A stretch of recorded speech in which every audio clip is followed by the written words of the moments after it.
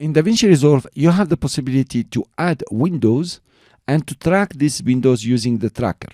So within the tracker, you don't go to stabilizer of FX, you go to window. Let's do an example. Let's add the window first. We will add a circle and just make it bigger to cover all her face. Let's make the feathering even bigger, or the softness. Let's rotate it a bit. So you adjust your window. Notice I am on the first frame. So now let's say this is okay. This is what you want to track. I'll make it a bit bigger, take it down, and get her chin. And okay, I think this is cool a bit. Not much. I would work on it more, but that's okay for our example. After you set up the window, you go to the tracker. And from the frame where you have set your window, you start tracking. You can track backward or forward. In our case, we are going to track forward because we are on the first frame. And you can track the pan, the tilt, the zoom, the rotate, and the 3D. Actually, you have two kinds of trackers, the cloud tracker and the point tracker. And you have clip and frame. Actually, you will use this after you have done the tracking. I will click to track. And notice these small crosses here are the tracking points. And DaVinci is using them to track her face.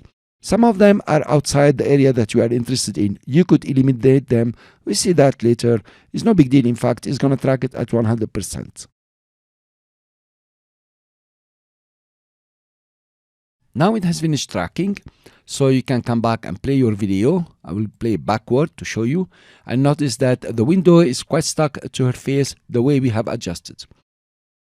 Now you notice here you have your tracking data. The purple one is about the zoom, and actually it hasn't been used at all. If you zoom in just from here, you will notice that you have the other tracking data. You have the pan, green, the tilt that is somehow blue, and you have the zoom, it went up, and you have the rotate over here, and 3D does not exist because we don't have any 3D. So now you have done the tracking, but somehow down there you want to adjust the window a bit. You have two options. You have the clip and the frame options. If you are on the clip option and you adjust it, it's going to adjust on the whole clip. So if you go backward or forward, wherever you go, the adjustment that you have done to the window will be for the whole clip. I will undo that. But if you are in the frame mode, that's going to be interesting. Let's come over here, for example, at 3 seconds and decide that you want to shrink or rotate it a bit. So I will rotate it just like this randomly, it doesn't matter. And I will shrink it a bit. Now, the changes that you have done here are keyframed. You can see a keyframe over here. You have a keyframe in the beginning, keyframe at the end, and you have this keyframe here. Actually, the frame level is gonna interpolate the changes that you have done from the previous keyframe. That's the first keyframe. And if you play, notice how it's gonna change and move the window according to the next keyframe. You notice, guys, in fact, I didn't have to do any more tracking. It did it automatically. You can navigate through keyframes using the keyframe navigator here. So if I come over here and I decide, okay, I want to make it smaller. Okay, we're taking an example. Notice what's going to happen. From the beginning, it's going to start interpolate for all the keyframes. So at this point here, it's going to get smaller. Notice we are at this time. And then, of course, it's continuing later on. So notice how it's working on the tracker here. Right? So this is the first interpolation for this keyframe. And then you have another interpolation. So actually, tracking and animating the tracker is very easy, very simple, and you can do any changes that you want.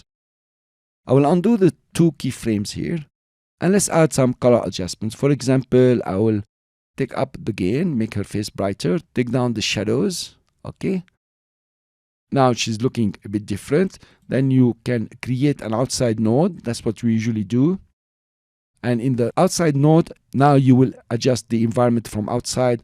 I'm gonna do something just like this, you know, take it down even more and take the rifts down. Okay, so she's looking like, I don't know, outstanding, whatever you like. Let me come back to the node. If the tracker is not working very fine with you, you can decide to remove the pan, the tilt, the zoom, any one of them, and do another tracking. So actually, it's very easy to use the tracker in DaVinci Resolve, and I encourage you to start tracking. We didn't do a great job here, because we are talking about the tracker. I'll see you in the next lecture.